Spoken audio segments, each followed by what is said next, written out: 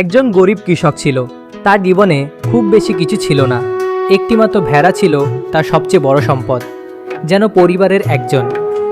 প্রতিদিন ভোরে সে ভালোবাসা দিয়ে ভেড়াটিকে ঘাস খাওয়াতো, মাথায় হাত বুলিয়ে দিত।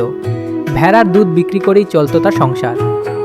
কিন্তু একদিন জীবনে এলো বড় সংকট। জরুরি টাকার প্রয়োজন, আর তার কাছে বিক্রি করার মতো কিছুই নেই, শুধু সেই প্রিয় ভেড়াটা ছাড়া। মন যেন হাজার টুকরো হয়ে যাচ্ছিল, তবুও বাস্তবের কঠিন হাতে হার মানতে হলো। বাজারে গিয়ে কৃষক ভেড়াটির রশি অন্যের হাতে তুলে দিল। ভেড়াটা ফিরে তাকিয়ে তাকিয়ে তার মালিককে দেখতে লাগলো, যেন বোঝাতে চাইছে, তুই কি আমায় ছেড়ে দিলে? কৃষকের চোখ ভিজে উঠল, কিন্তু কিছু বলার শক্তি ছিল না। ফেরার পথে মনে হচ্ছিল যেন প্রতিটি পা তাকে আরও একা করে দিচ্ছে।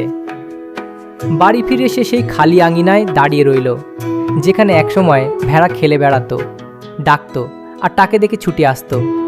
এখন শুধু নীরবতা। দিন কেটে গেল, টাকা শেষ হয়ে গেল, কিন্তু প্রতিদিন ভোরে কৃষক অভ্যাসবশত আঙিনায় তাকাতো।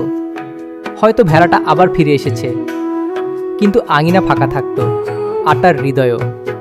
সে বুঝল, জীবনের কিছু জিনিস টাকায় মেলে না, কারণ ভালোবাসা বিক্রি করলে তার দাম কখনো ফেরত পাওয়া যায় না।